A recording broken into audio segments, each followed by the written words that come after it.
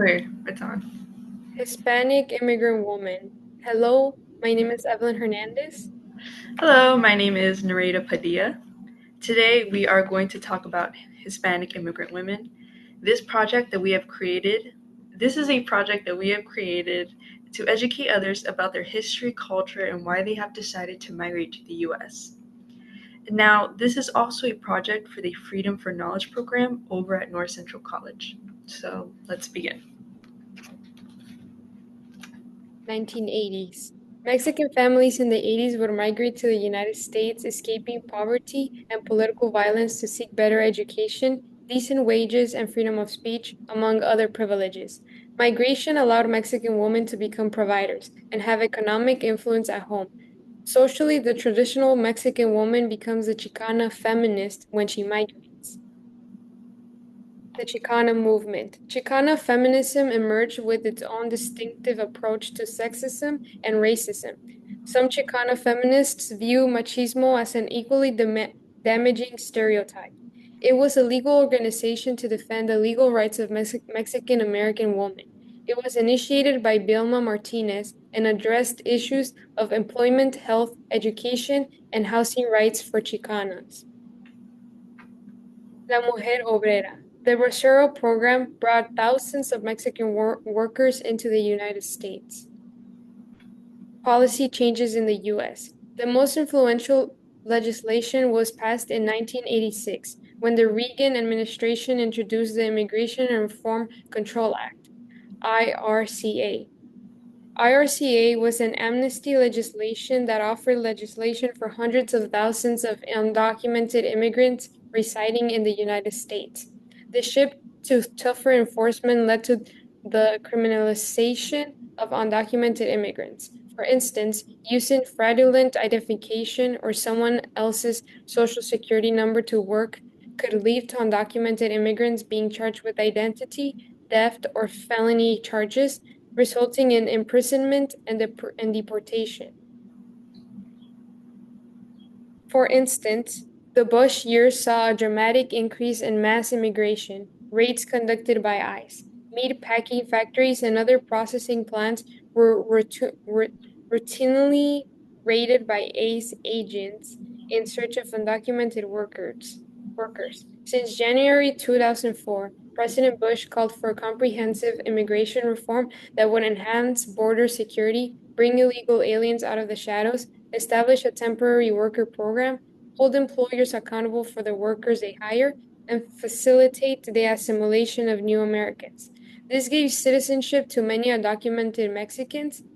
The act established the U.S. border control, marking a shift towards stricter enforcement of immigrant laws.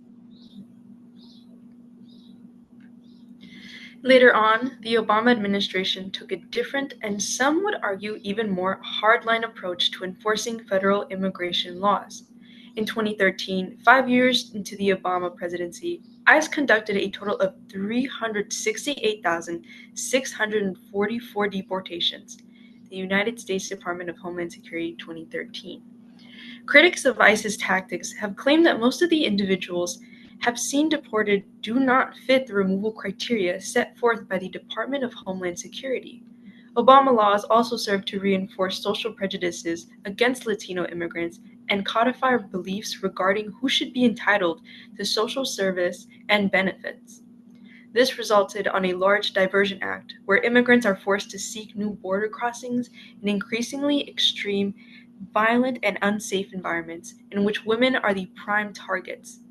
The intense violence at the border that includes gun violence, hijackings, assaults, and rapes, where rapists hang Mexican women's undergarments on tree limbs as trophies. Migrant women are often encouraged to take birth control pills before crossing the border. The stringent border enforcement policies of the past 20 years have led to an increase in migration costs, with the costs falling predominantly in immigrant women. Given these conditions, it is no surprise that immigrant deaths at the border doubled between 1998 and 2005, while 9% of deaths in 1998 were female immigrants. By 2009, females made up 58% of the total immigrant deaths. The Dreamers Act, what it was then. In 2001, the Development, Relief, and Education for Alien Minors, or DREAM, was introduced. This legislation was proposed to permanently protect certain immigrants who came to the U.S. as children, vulnerable to deportation. This created a path for many young Mexican immigrant women and many others to gain their U.S. citizenship through college, work, or the armed forces. What it is now, the Dreamers Act, as well as DACA, are still in effect to this day, but many have been concerned over Trump's new registration requirement that mainly targets immigrants, which in turn, all immigrants who did not enter with a visa must register with the federal government after their arrival. And then after April 11th, it will be considered a crime if you have not registered. Mexican immigrant women in the U.S. According to the current 2012 census, there was a total of 17,669,613 Mexican immigrants of working age in the U.S. In 2007, 6 out of every 10 Hispanic immigrant women were Mexicans. By 2012, this figure jumped to 7 out of 10. Mexican immigrant women were less educated than other Hispanic immigrant women, with 59% of them having completed only high school education or less.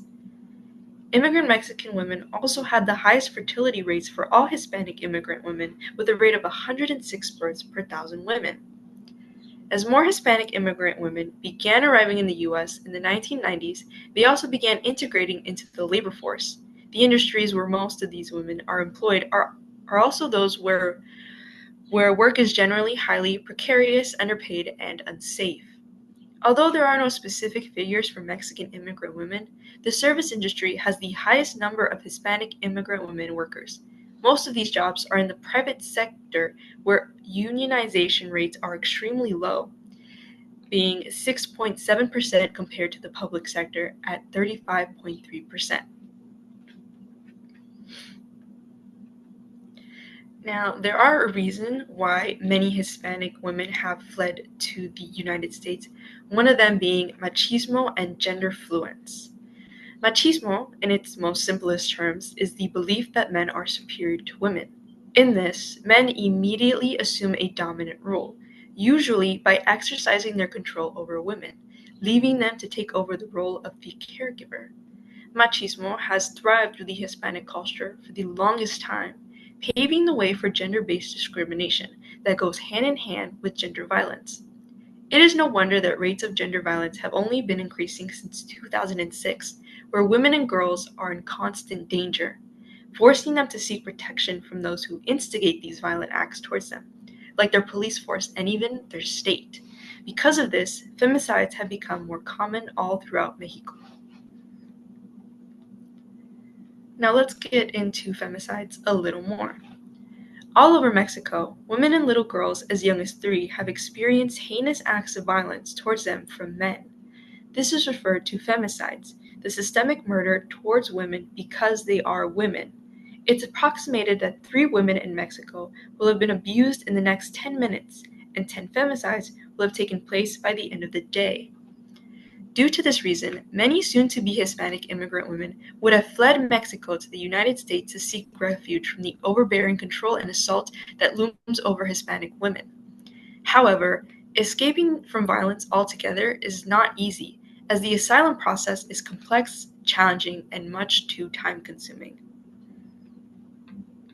Okay, then this is our works cited. Here are others. Yep. And thank you for You. and thank you for listening to this.